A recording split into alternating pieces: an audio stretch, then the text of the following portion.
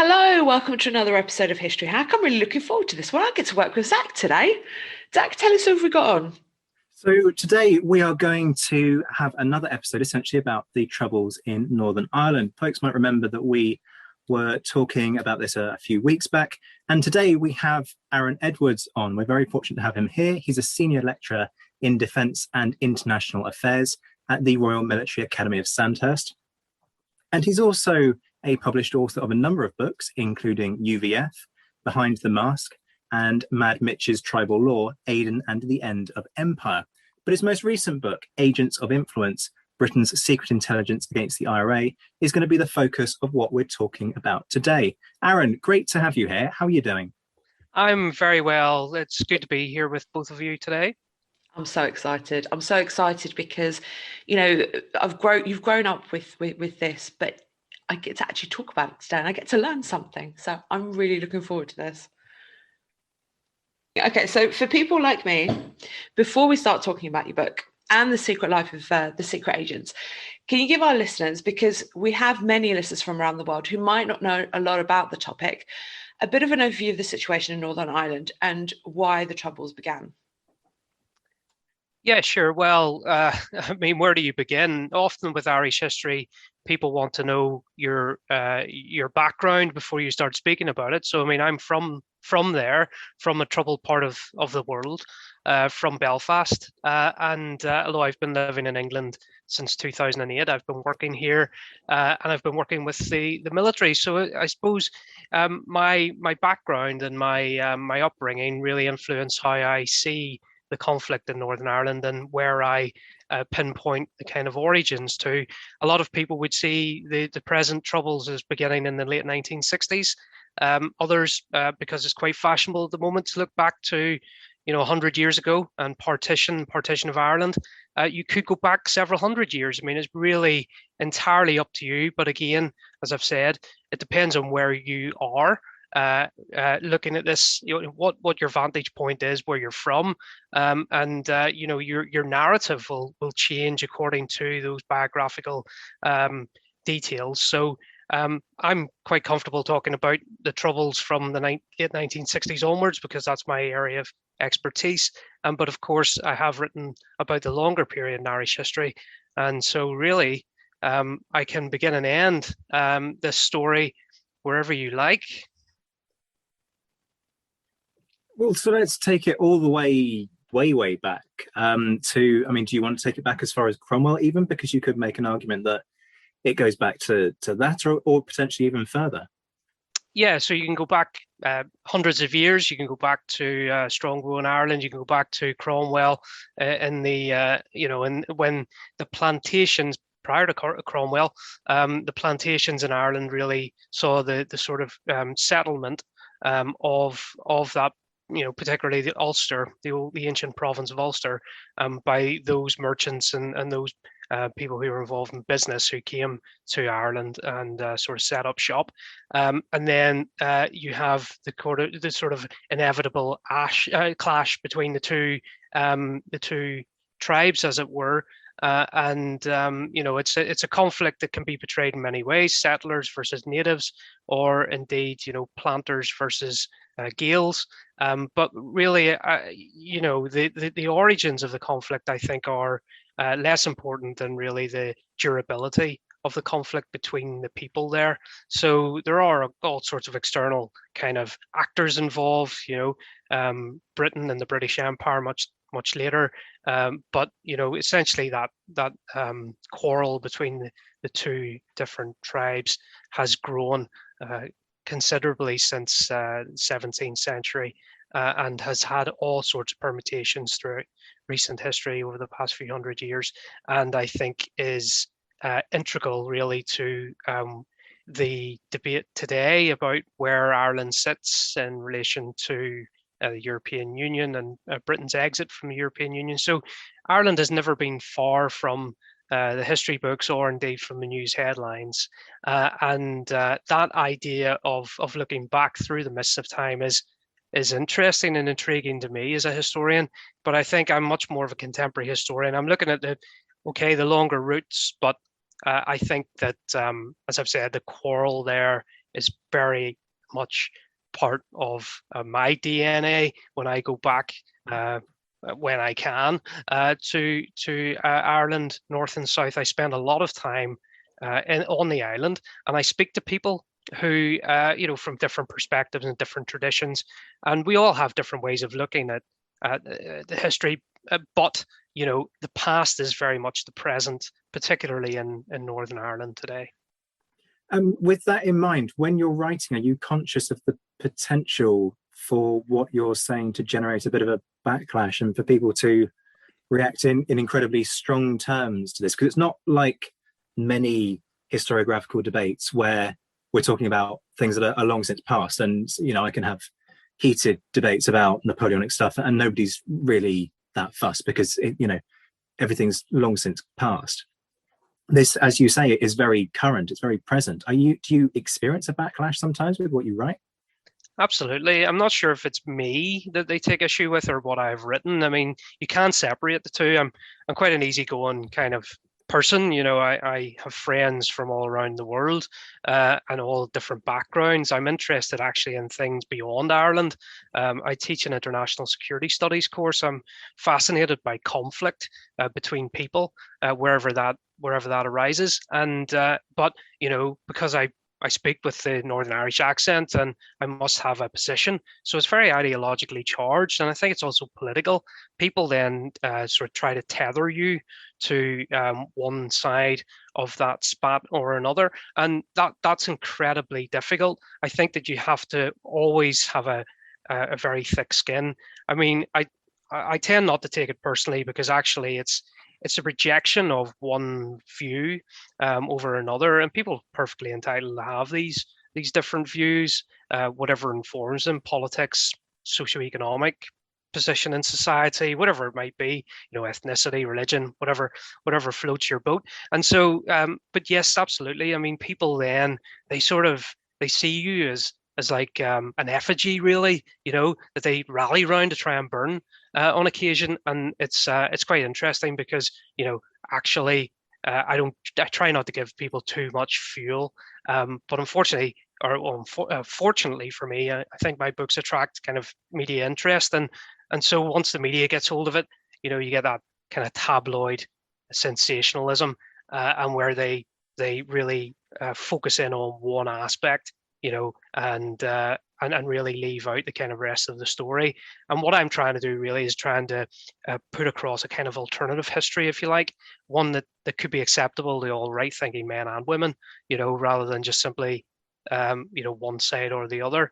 So I think that my own kind of historical training, from being a student and then beyond that, I look to the work of Eric Hobsbawm and people like that who had written from below rather than the kings and queens and the great men, usually very, very rarely women, at the top. And so I'm very interested in how ordinary people kind of see these events unfolding, these great cataclysmic historical events. So that's why I offer something a little bit different, and it can actually be one of those occasions when your work is picked up and read by lots of people, where you're like Marmite all of a sudden. People either love you or they hate you, rather than that's fine. I learned something new. So let's move on to your book, because I was quite drawn into this book, and it's a really interesting topic. So what did the intelligence war set out to do, and what was its purpose? So at the beginning of the conflict in the late 1960s, the present conflict, the Troubles as they've become euphemistically known, it was very much for the UK, and the deployment of the British military in 1969 had sort of peacekeeping role, and then that very quickly turned overnight into an offensive war against British troops and police by the provisional IRA particularly, but also the official IRA. So our Irish republicanism has split throughout history, and so the most prominent group, the provisional IRA, were fast emerging in the early 1970s, a really determined, kind of ruthless threat to not only British troops and security forces in Northern Ireland, but also to the British mainland, the UK mainland. And so there was a series of decisions taken that the intelligence services really had to up their game and improve the intelligence picture. So they had to have like a kind of understanding not only of what was happening there, the conflict between people, but also who was involved in these groups. How did they organize themselves? What were they doing? What were they planning? And the only way really of getting that information, apart from intercepting phone calls and so on, tapping phone calls, as we see in other theaters of the Cold War, we also see the insertion of human intelligence sources, so agents inside these groups, and also the turning of members of these groups to become informants. So really the intelligence war is a kind of multi-pronged attack. You've got like signals intelligence, you've got image intelligence, people take photographs of people meeting other people, and satellite imagery and so on, even though it was in its infancy then in the 1970s. And then of course you have the human eyeball, getting eyes on what's happening, the discussions that are happening in smoke-filled rooms. One of the things you touch on, I believe, in your book is this kind of idea of sowing paranoia amongst the paramilitary groups, so that they're kind of looking over their shoulder the whole time, thinking that agents were everywhere. How do they go about attempting to do that in practice? Because that's quite a difficult thing to do operationally, not least because if you have assets on the ground who are feeding you intelligence, you can't afford to compromise those assets. So how do they go about trying to do it, and ultimately does it work? Yeah, so the strategy originates actually from the Second World War. So J.C. Masterman had written about this double cross system, and that was used in wartime, and the sort of I guess the conclusion of that was that in order to frustrate the sort of German spy ring in England, you had to then feed them kind of half-truths, lies. You had to manipulate them in some way, and you also had to essentially be in charge of that spy ring, even though they thought that they were running their own spy ring against the English and the British.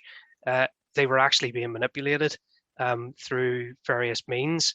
And so they took that kind of template, and by the 1970s, when the Northern Ireland Troubles are at their height and hundreds of people are losing their lives, they're actually trying to do two things. So the direct approach is to find out that information I talked about, but also they have to realize that in Northern Ireland, in Ireland, it's a very different place. And from the Second World War, it's a very different place that Britain understands from its empire. So a lot of these techniques are used in various places, in South Yemen in the late 1960s, and in Cyprus in the 1950s, and so on. But in Ireland, they realised that the only way really you're going to get through and break down the kind of walls, the barriers that the IRA and other terrorist groups have erected, is if you get right inside that movement. And because the movement is connected through family ties, so what you're really asking people to do is not betray some ideological cause. You're asking them to betray their friends and their family.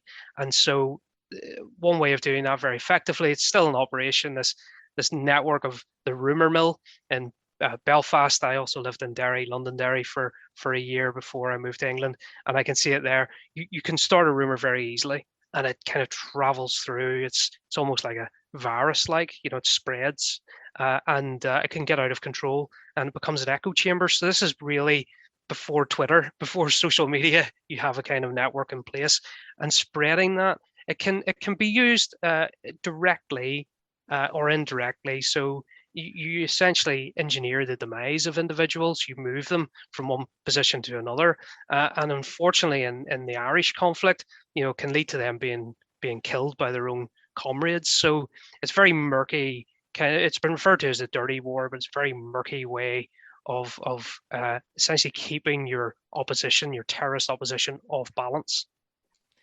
I'm really interested. You mentioned the types of agencies that were involved, or the types of departments that were involved in the intelligence war. I want to know and dig a little bit deeper in this. Was it all just revolving around MI5 at this point, or have you got other agencies that are being pulled in to be able to work collectively? So the principal agencies involved are the military and the police, the Royal Ulster Constabulary, and the Security Service MI5. Now, there is a sort of interagency cooperative unit set up between MI5 and MI6 called the Irish Joint Section. And the Irish Joint Section is really where you have agent handlers and also intelligence officers of different, technical capabilities involved in Ireland North and South, because this becomes quickly an international issue. I mean, it's damaging the UK's reputation on the world stage to a certain extent, and the IRA are very aware of that. And in fact, their propaganda is referred to quite simply as propaganda of the deed. So they are very well aware of that. They've got a very good receptive audience in the United States and Irish America and in other places. And so it becomes a battle then for legitimacy between the British government and the IRA. And so that would involve the Foreign Intelligence Service, Britain's Foreign Intelligence Service, MI6, to a lesser extent. But really, when we're talking about the kind of frustration of IRA operations on a day-to-day basis, that's stopping gunmen from going out and shooting soldiers or police officers or blowing up civilians or whatever it might be. That job is handed to the local police service, the Royal Ulster Constabulary. So they run most of the agents at the time. And in my interviews, when I interviewed some of their former senior officers, they said that 90%, 95%, something like that, 99%, one said, of all the agents inside terrorist groups are being handled by the police. So, but then you do have this dimension of agents of influence, which is the title of my book, where you have political agents, people who are essentially either inserted in or turned, and their role is simply to move in the context of the IRA, move its political wing in a direction where it wins votes. And so the theory goes, because it's been applied in different theaters for the UK and different parts of the world in its empire, you're shoring up the moderates and you're sidelining the extremists. So the idea, the rationale is that at some point in the future, the moderates will become the most important dominant part of that Irish Republican movement. In fact, that's what happens by the 1990s. So is there an equivalent movement by the IRA to, generate their own intelligence and also to counter what the British and MI5 and the police force are doing, but then also insert their own agents to spread their own disinformation where they can? Absolutely. So the Provisional IRA as a guerrilla army, as a terrorist group, as an insurgent group, whatever way you want to characterize it. Of course, they would see themselves as freedom fighters. So within all freedom fighter type organizations, you have this ability to engage in counterintelligence. So the IRA's counterintelligence relies on individuals being very good at, well, first of all, being trustful. They are trustworthy. Sorry, they are there. They are long-standing Republican figures, and they are considered to be what the IRA or former IRA members would refer to as beyond reproach. Okay, so you have figures that loom large in the Provisional IRA, like Brendan Hughes. Brendan Hughes is a senior IRA man. He spends some time in prison. Of course, he's captured, and he spends the 1980s in prison. Then he's released. And he becomes responsible for tracking down those moles, closing in on informants, and outing agents. And he's frustrated in that because the people who are in place doing that are rumored to actually be British agents themselves. So what you see there is the IRA's counterintelligence operation actually being run by the British. So and that takes a long time to get to that point. And of course, not everybody in the IRA is working for the British, but some people are, and that kind of influence that you can have in misdirecting the IRA is very, very important. So it is a very murky war, and I think that the counterintelligence extends from hunting down these moles, and they are executed. By the way, over 70 people were murdered by the IRA, accused of treason, and men and women, I should add. But also, Brendan Hughes is involved in a very sophisticated signals intelligence operation, and he's also party to human intelligence, that where IRA leaders have actually turned police officers and to an extent military and former military, where they are feeding them information. So there's an alternative history and narrative there of where the parachute regiment, the fearsome British Army unit, which is of course in the news at the moment, is very aggressive on the streets. But there are some members of the parachute regiment who join the provisional IRA and are feeding then information, and not only that, they're helping to construct bombs, they're helping to carry out attacks. I mean, so their sympathies could lie and did lie with the Irish and with the Irish Republican Army. So that's why you do get a kind of a clash between those spy masters and those people within the IRA who try to push back. And I think by the late 1980s, the British are definitely in the ascendancy in terms of this fight with the IRA, and by the early 1990s, those individuals like Brendan Hughes are not sidelined necessarily. In the early 1990s, he's actually promoted. So by the sort of mid 1990s, he's very senior, so he's no longer responsible for the day-to-day, mole hunt. And then, of course, he is sidelined because he walks away from Sinn Féin and the Republican movement because he doesn't believe that where they've taken the IRA is the right path. And so he's a very central figure in all of this. And I know that having interviewed senior police officers who were in the RUC special branch, so they handle the agents, they saw him as probably the one individual who could have turned the tide on them. They saw him as a very worthy opponent, and they could never ever turn someone like him, and that's why it was a constant cat or mouse game. So we had a podcast with Andrew Lowney I think it was a couple of months ago, where we ended up talking about the Mountbatten assassination in 1979. And one of the intelligence officers you actually discuss in your book, he was actually brought out of retirement in the aftermath of the tragedy, of Maurice Oldfield. Can you talk to us a little bit about him and what role he played in the intelligence war? Maurice Oldfield was the former chief of the Secret Intelligence Service, MI6, and he was a very senior intelligence official for many years. And he retired in 1978. He became a research fellow at All Souls in Oxford. And then in 1979, he's chosen as a security and intelligence coordinator at Stormont. The reason why he's chosen is because, well, he's not the first choice. What they want, what Mrs. Thatcher, Margaret Thatcher, the Prime Minister, wants in the aftermath of the assassination of Lord Mountbatten and 18 soldiers at a place called Warren Point, very, very close to the Irish border, on the same day, is she wants better intelligence, but she also wants someone who's an ambassador type figure who can improve relations between Britain and Ireland, because there is no cooperation to speak of really between the Gardaí, the forces and the law enforcement agencies in the south, and the British Army and police and so on in the north. So the first choice is actually a former ambassador. He's not available. The second choice isn't available either. So the third choice, it falls to the former most senior British intelligence officer in the UK. And he's reluctant to take the job because he knows that Ireland is a difficult and dangerous place. And even though he is a single man, he has an older family.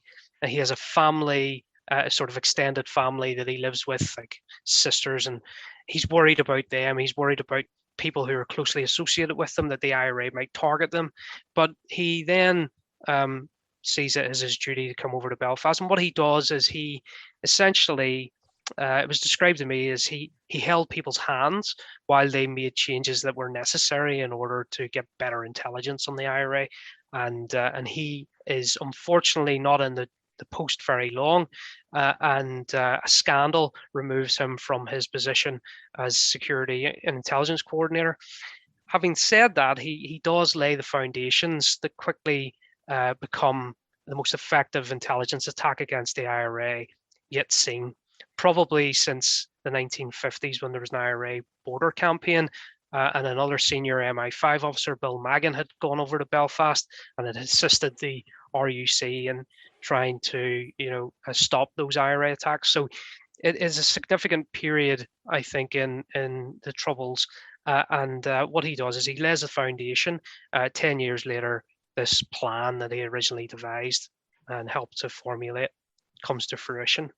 He's replaced, incidentally, by another, a senior Foreign Office official, Brooks Richards, who's very famous for being an SOE agent runner in France in the Second World War, and then he becomes an ambassador after the war in various places.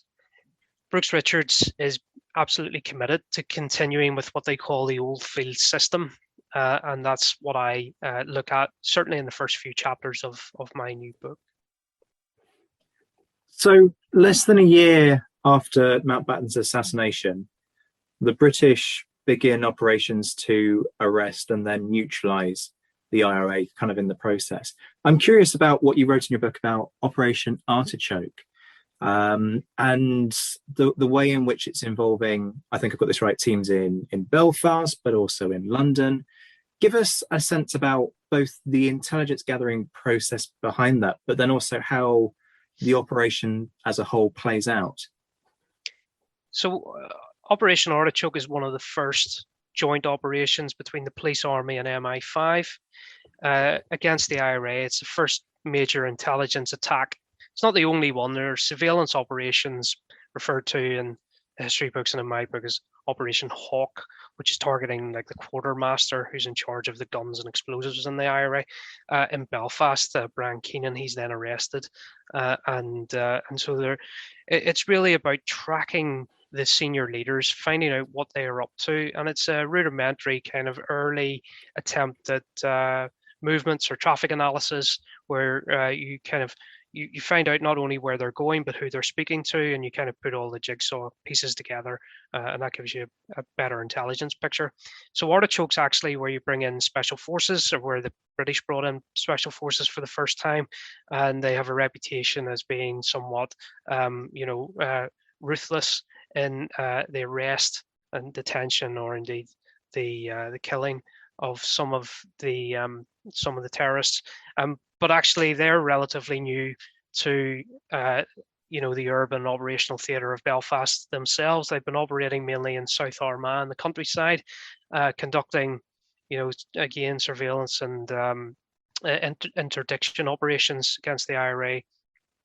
So in that period, what you have actually in Belfast is you have this fairly straightforward arrest operations. They arrest the IRA M60 gang there because that's a weapon that they use. It's a Vietnam War era kind of heavy machine gun, and they are targeting police and military patrols. So the special forces are part of a wider operation to close the net on the IRA and then capture them. But unfortunately, the operation goes wrong, and one of the young officers, Richard Westmacott, he is killed when they raid the house. But the IRA M60 gang, they surrender, and about a year later, they break out of prison, and so go on the run. But they are captured at that time. It's seen as a success, and it's actually announced by the Secretary of State for Northern Ireland in the House of Commons as this great success, and an example of the police, military, and intelligence agencies working together.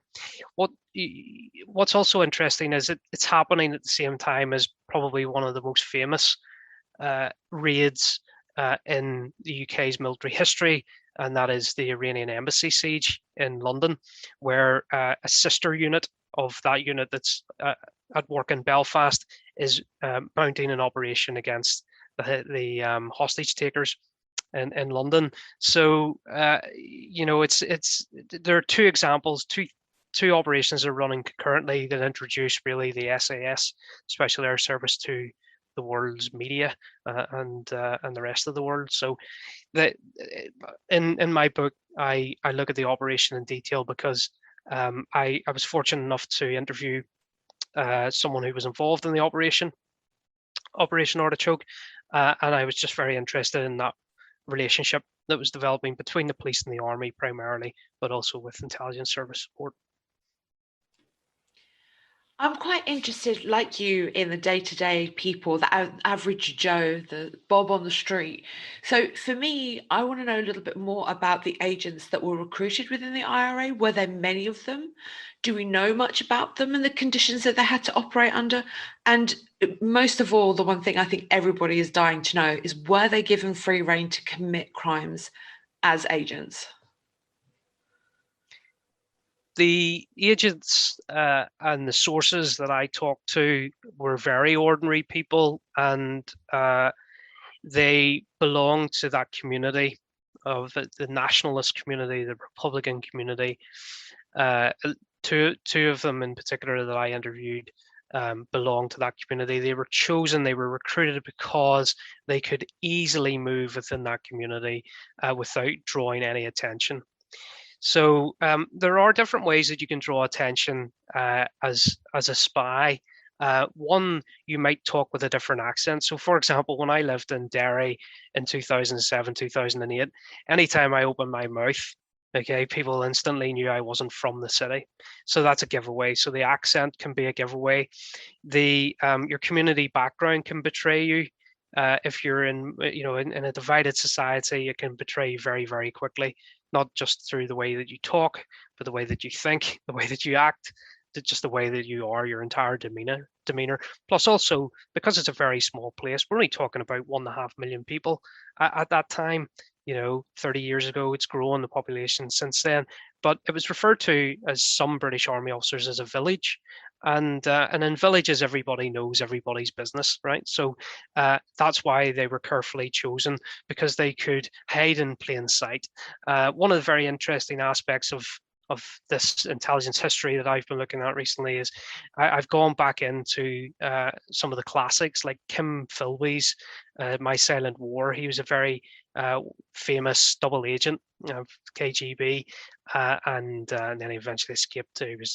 He went off to Moscow to live out the rest of his life as a traitor. But what he talks about is a covert personality, so that in order to reconcile the difficult business of spying on your own people, your own kind, you have to develop an entire personality and change your personality and become them. So you become what you are sent in to betray. So one of the agents that I interviewed, Willie Carlin, his sister was in the IRA, and she was intimately involved in the IRA operations in the 1970s. He was recruited by MI5 in 1974. Whilst he was a serving British soldier, he was demobilized. He was then sent back to Derry to spy on the IRA and spy on his own sister and spy on people that she had come into contact with. So really, you get a very ground level up view of IRA operations. So he's feeding political intelligence at that time, which is quite important. And for MI5 particularly, who had recruited him to know what was going on.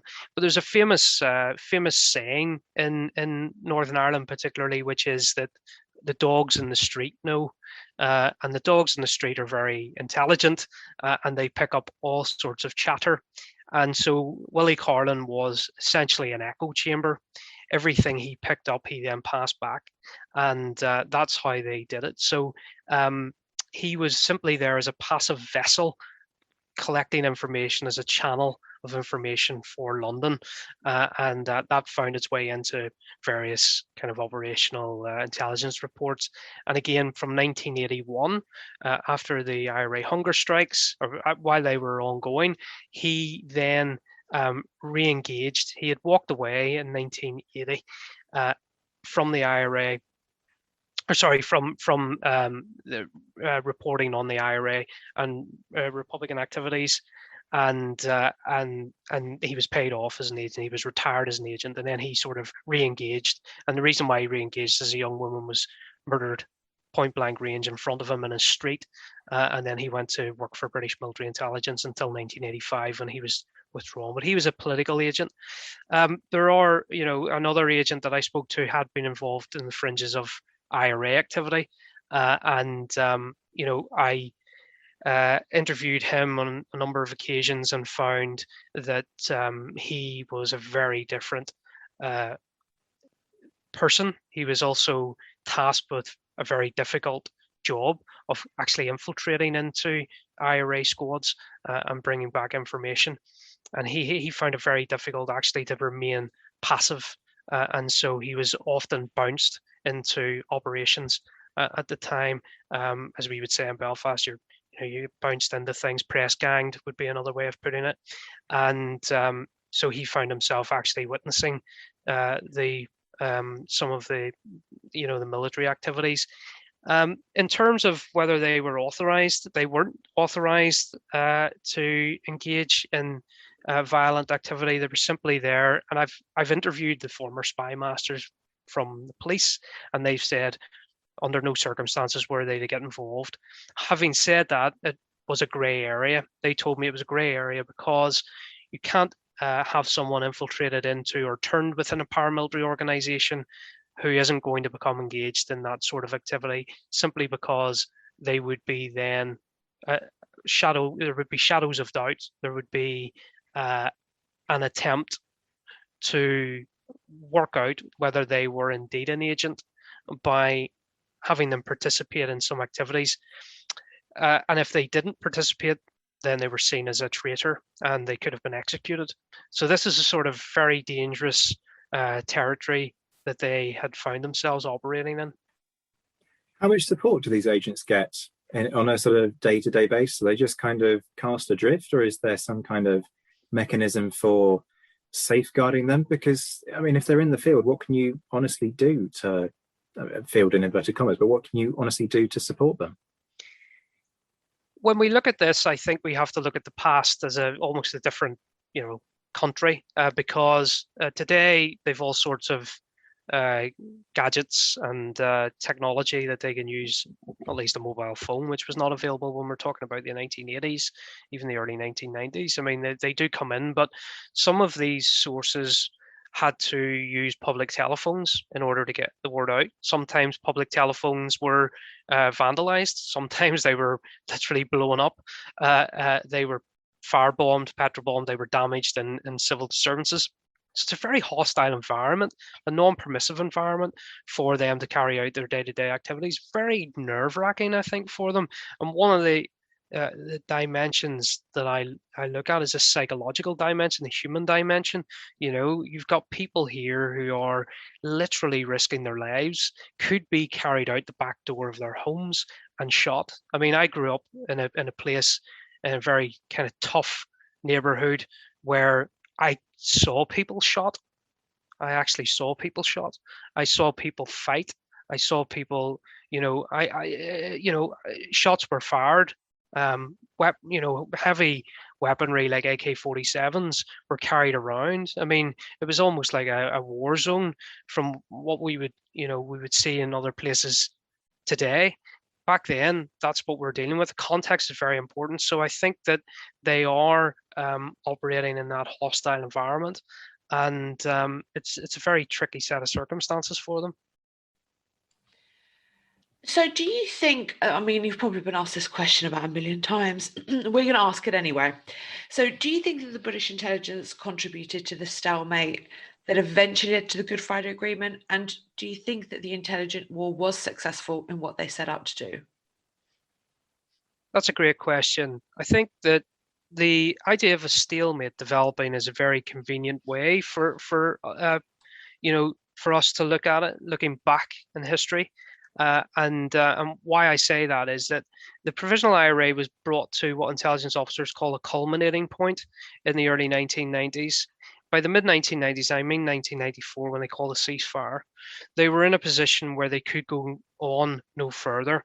So I've interviewed former senior members of Sinn Féin, and they've said, well, what was the IRA to do? Was the IRA to continue for 25 years, or in their words, could we cash in the chips of the armed struggle? So they thought that they could get more of their overarching political aim, which was the British out of Ireland, Ireland reunited. They could get more through politics, and so there are academics who argue very strongly that this politicization is the best way to explain it. That the IRA didn't win necessarily, but it didn't lose either, and so some people have taken that to be a stalemate. But what you have going on at that time, actually, it's not just British intelligence and the provisional IRA. You have loyalist paramilitary groups that are they're killing a heck of a lot of Republicans and ordinary people, Catholics primarily. So it's a sectarian war that's going on there too, and that's very worrying for British intelligence, because they're talking to Republicans, and at the same time, these loyalist paramilitaries, these Protestant paramilitaries who are against the IRA, are killing them and literally trying to set them up for assassination. And so I've interviewed, in my previous book, I interviewed loyalist paramilitaries who had been on what they call operations, where they were sent out to assassinate Martin McGuinness, who's the chief of staff of the IRA. Well, actually, he was Northern Commander in the early 1990s, the operational commander for the IRA. So if they'd assassinated him, then who knows where the peace process would have gone, because he was the one that they were talking to most. And Gerry Adams, he was also rumored to have been, up for assassination by loyalist paramilitaries. They were on the hunt for him in the 1980s, long into the 1990s. So those operations had to be frustrated as well. So I think what you have is, rather than a fast-flowing stream, a river, where it's just the British intelligence services, the British government, and the IRA. You also have all these little tributaries. You have all these little kind of, streams running into that fast-flowing peace process river, if you like, and so they also have to be talked into, accepting some kind of peace. And in 1994, when you get the mainstream paramilitary organizations on both sides calling a halt to their armed campaign, it's at that time war weariness. The idea of stalemate has grown. But I think later on, when the IRA fully decommissioned and ended war in 2005, strategically, they are boxed into a position where they accept what's known as the principle of consent. So they accept the fact that unionists have a right to be in Ireland and in charge of their own destiny. So I think that we must see more than simply those two players in the game. And but British intelligence, was it significant in gathering that secret information in order to frustrate IRA operations? Absolutely. Did it play a role in moving the IRA towards politics? Definitely. And is it responsible, the only thing responsible for ending the Troubles? No, definitely not. Aaron, this has been absolutely fascinating. Thank you so much for joining us. I have one last question, I guess, which is, we see a lot of this still in the news for very obvious reasons. Most famously, most prominently at the moment, the actions of SAS troops opening fire on civilians. How fragile is the situation right now? Because we see a lot in the media about how the tensions are increasingly coming to the fore within the last sort of 18 months or so. Do you have a perception that this is still a very kind of volatile and fragile situation out there in Northern Ireland? Sure. So the incident you were referring to, Ballymurphy shootings by the Parachute Regiment, a regular army unit, against people in the Ballymurphy area of Belfast, West Belfast. I think that that's, again, an example of how the past always haunts the political present and has a tendency. These events were 50 years ago. This is not ancient history for people. This is recent history. It might as well have happened yesterday. And so tensions are always on the boil, whether it's one community or the other, or indeed when both of them enter into this kind of It's been referred to as a sham fight, but where they really try to get one over on each other, because what this is from an academic point of view is a zero-sum conflict. It's an ethnic conflict, an ethno-national division that's strong and permeates all aspects of Northern Ireland. It's not to say it's the future, because we know that people also have different views and different political identities and so on, different ambitions, just want to live a normal life. But in some of these areas where it is endemic, this quarrel, you do not get the movement towards a more fruitful, positive peace. And so unfortunately, I think the fragility of the peace process will continue, and it will continue for all sorts of reasons that we probably haven't time to talk about.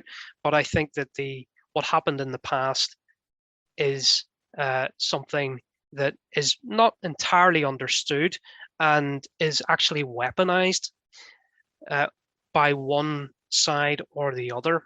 And unfortunately, as long as you are in that scenario where people aren't looking to the future to live together and to say, never again will we return to those dark days, then the conflict will continue to relapse and it will become violent at certain times.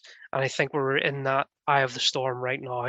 We saw in early April the beginnings of this, and I think that it's by no means over, sadly, and I can report that from the front line, and where I will be returning in a few weeks' time to see just what the pandemic has done in terms of moving things forward. I think certainly that the pandemic that we see is just another example where initially we saw people work together and then they pulled apart. So I don't think the pandemic has brought people together. In fact, sadly, I think that the quarrel, lives long in the hearts and minds of the people there, regardless of whether there is a health crisis or a climate emergency or whatever that might be. We still have the intractable conflict there. Aaron, this has been so insightful. I'm so glad you came on and talked to us about this. I've learned so much. I mean, literally, this is recent history. And it's still ongoing, just like Zach said. Ladies and gentlemen, make sure you do head to our online bookshop as well to grab yourself a copy. I'm just going to remind you of the title, Agents of Influence, Britain's Secret Intelligence War Against the IRA. And thank you again for joining us, Aaron. Thanks. Thank you very much. You can help us at History Hack by joining us via Patreon. It takes quite a lot of effort and a lot of work of quite a big team now to keep us going. And so if you could donate as little as £3 a month, it would be massively appreciated by all of us. There's different levels because Princess Marcus has set it all up with varying rewards and things. So do have a look, do join us. There's an exclusive Facebook group as well, and you can be part of all of it. When our guests join us to talk about their work and their new book, the 45 minutes or so they spend with us is just a taster of all their efforts. So to this end, we have launched our very own bookshop on bookshop.org, where you can find our guests' latest and greatest books. You can support them and you can support History Hack too. 10% of every sale via our bookshop supports the podcast and allows us to keep at it and bring you more amazing guests. You can find our bookshop at bookshop.org/shop/hack history, or just search on bookshop.org for us under the shops bit. Thank you for your continued support, and here's to your next great